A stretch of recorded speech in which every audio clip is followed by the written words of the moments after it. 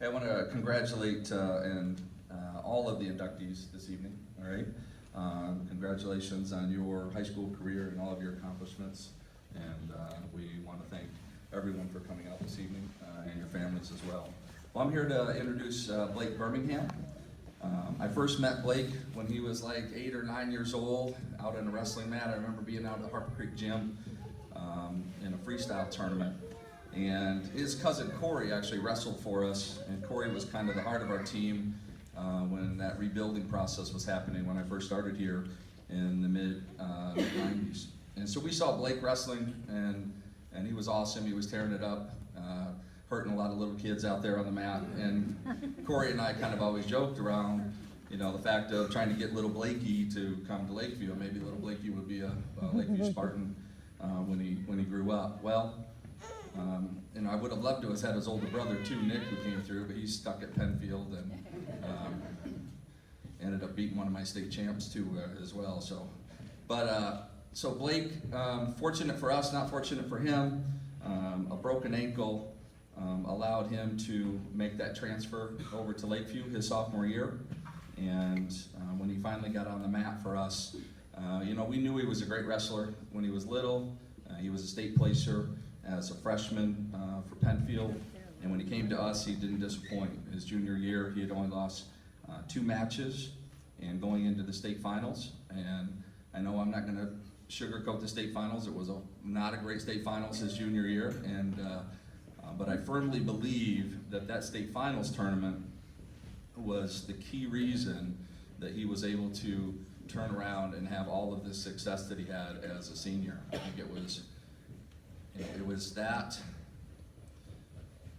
disappointment for him. I think it was that reality check for him at that tournament that really helped him drive to make himself better and to put more effort into his practice and technique his senior year. He came back as a senior and he was more energized and enthusiastic than he was the year before, and he dominated as a senior. I don't have the record book. I know Coach Dunham does, but I can't imagine that very few points were scored against Blake in that senior year. He pretty much dominated everybody up to the state tournament. And we entered him into the 152-pound state finals that year, and there was a young man who was coming back who was a two-time returning state champ, and some of the coaches in the area had kind of talked to me about, well, where's Blake going to go? Is he going to bump up to 160? Because, hey, you got that kid that's a 2-time returning state champ coming back, and Blake might have a better chance up at 160 to be a state champ. And we really felt like his best opportunity was at the weight he was at, and we knew that he was wrestling, very good, and we could really, challenge and beat anybody. So it was that, undefeated senior season for him, and that state championship was amazing. Those people that were there, I wish we would have had the video to put up, but basically it's a last-second takedown. He's behind pretty much the entire match, and we get a stalling call towards the end, and that young man takes a desperation shot because he didn't want to get another stalling call, and I can still hear Lois screaming in the bleachers from the Palace, Blakey, don't get him, Blakey.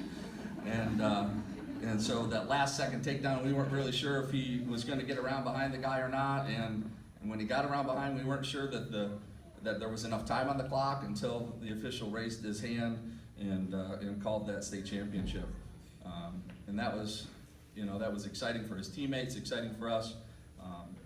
But I can't necessarily take all the credit, or really hardly any credit for Blake, and as far as the state championship goes.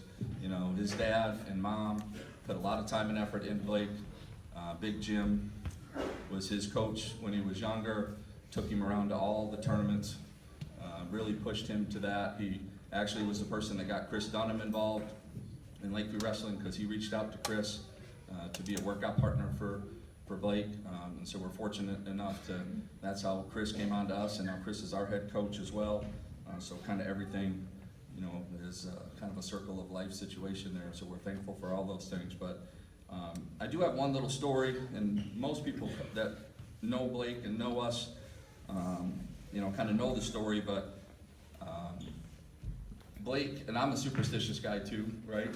But Blake that year loved these little gel energy packs, right? And he wanted to have those gel energy packs before every match.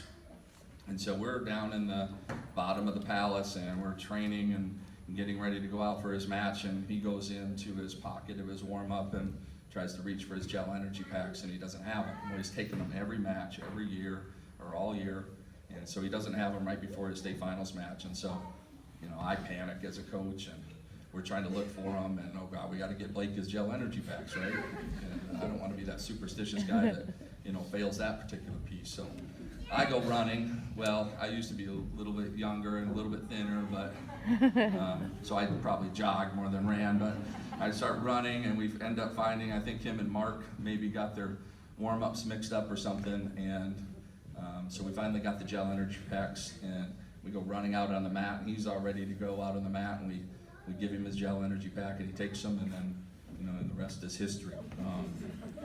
But so I can take just a little bit of credit. Gel energy packs. But that last second takedown, huge celebration. I think the picture's up there. I'm glad I didn't drop him. That would have been really embarrassing. But Blake went on to wrestle at Division I Central Michigan. Central Michigan, if you don't know, was a top 10 team in the nation for many years when he joined them. Unfortunately, some injuries cut his career short at Central and at Olivet. Blake has found his way back to Battle Creek after serving his country and is now starting to give back to our program. Blake has been involved in our high school program since he's been back in town. He's also been involved in our youth program since he's back in town, and we really enjoy having him be a part of it and come back to us. Jim and Brenda, thank you very much for bringing him to Lakeview and allowing me and the other coaches to share in his and your state championship. It's my pleasure to welcome one of the best wrestlers in Lakeview history to the Lakeview Athletic Hall of Fame. Ladies and gentlemen, in the class of 2017 Hall of Fame inductee, state champion, Blake Birmingham.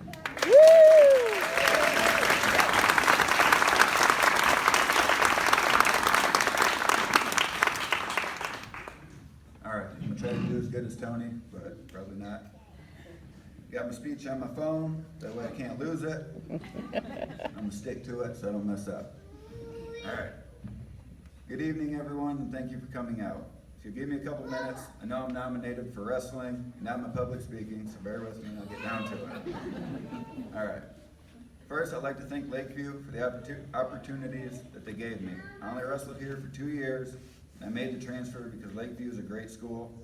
I wanted to go to college to wrestle, and I knew that Lakeview would help me do that. So I was at Penfield, and Lakeview's academically and athletically, in my eyes, just a better school. After my senior season, I got calls from Central, MSU, and Michigan, and I believe a lot of that had to do with wrestling for a bigger school. In the end, Central was where I wanted to go because it was a smaller D1 and ranked top 5 in the country in wrestling. That's what I wanted to do with my life. During high school, I set 3 goals for myself. First was that I wanted to be a state champ, and I did that. Second was wrestling for a D1 program, and I did that, and I have Lakeview to thank for helping me with both of those. The third was all on me, and I fell short of that goal. I wanted to be a Division I All-American. Well, my first college match, I got hurt, and it all went downhill from there. To make a long story short, after sitting out an entire season, I lost the fire and the drive that I had at one time to compete with the best people in the country, and it was never the same when I would step out on that mat again over the next couple of years. A little word of wisdom for any of the younger athletes out there: don't take anything for granted right now. Go out, compete, and practice every day like it's your last, and the results will come. Right now, you may be thinking you have it rough, but believe me, it only gets harder and more stressful once you leave high school. So enjoy your time here while you can. I thought it was pretty tough, and then I grew up. All right. I know today is about us as athletes, as they've said, but that's enough about me. There are a lot of people that helped me along the way, so I've got a few people I need to thank while I'm up here. First of all, my mother, sitting over there. I might be a little biased, but that's the best woman in the world. She has dealt with me, my brother, my dad, All these years. So anyone that knows us knows it took a very special lady to do that. Mom was always there to take us to every practice for every sport. Mom had to deal with us when we were grumpy and cutting weight, and had to deal with my dad, who probably wanted us to cut a little more weight than Mom did. But at the end of the day, my mom has always been there to support me 100% in anything that I've done. From cutting weight while wrestling, to jumping out of planes in the Army, two things no mother enjoys watching their son do. So thank you, Mom, you really are the best. All right. Next, I need to thank my dad. My dad got me and my brother into wrestling because it was a sport he was very passionate when he was growing up. I'd like to thank him for the countless hours he spent coaching us growing up.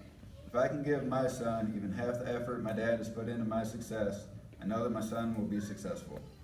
My dad coached me until he thought that I had learned about all I could from him. Then my dad went and found the best coaches possible for me.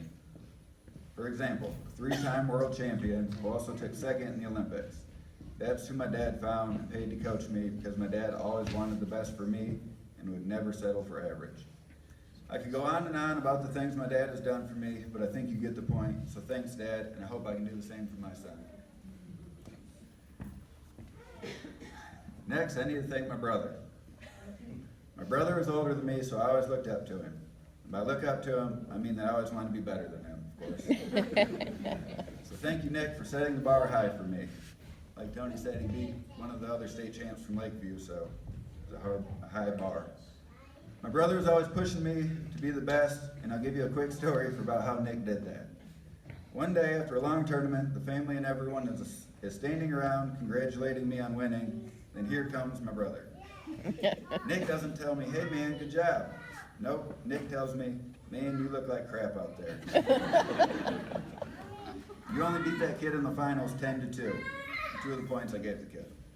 If you think you're going to win a state title, you need to be pinning all those kids. So I'm just sitting over here kind of shocked, like, whoa, gee, thanks.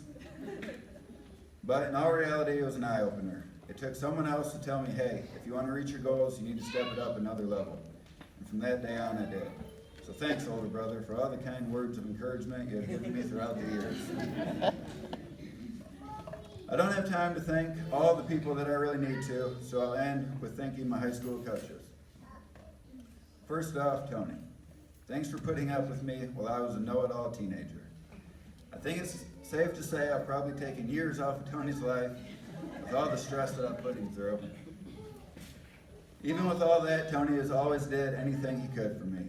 Tony's encouragement was kind of like my brother's at times. Before a match, most times, Tony would tell me, hey, just pin him, we need the points. Okay? Well, easier said than done, Coach, but let me see what I can do for you. I've got a lot of great memories of Tony that I won't share with you because I don't want to bore you.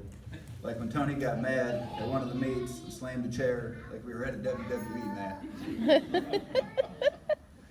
But I will share my favorite moment with you. Here we are down on the floor at the Palace of Auburn Hills, and we are getting ready to wrestle for a state title against the 2-time defending champ. Tony knew we had put in a lot of hard work, and there was nothing else we could do right now to prepare for it. I walked over to him like before every match, hoping he would give me some advice, but instead he just looks at me with the most serious face. I wish the picture was up there. I used to have it. Tony's just staring me in the eyes. And tells me, hey, you want it, go get it. And that's all Tony said to me. Those words right there fired me up and reminded me what we had worked so hard for, and the rest is history. Last but not least, Coach Dunham. My senior year, Coach Dunham was my practice partner almost every day. And I hated almost every day. Coach was also 20 pounds heavier than me, even though to this day, he refuses to admit that and says we were the same weight. But that's beside the point. The point is, the coach didn't have to go through a 2-hour workout every day with me. That's the wrestler's job, not the coach's. But yet, every day, Coach would lace up his shoes and wrestle with me, and I can't thank him enough for that. It definitely made me push myself every day in practice. 1, because I hate losing and refuse to let him beat me. And 2, because Coach was 20 pounds heavier than me.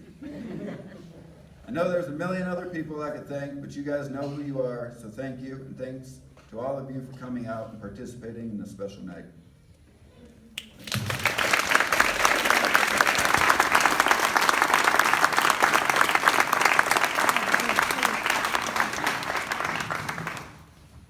I had a chance to watch Blake wrestle a lot, and wrestlers, when they go back to watch a meet, they enjoy the match, the whole meet, but they always seem to focus in on their old weight class. So I used to look and say, I used to wrestle 155. I wonder who Lakeview's 152 pounder is.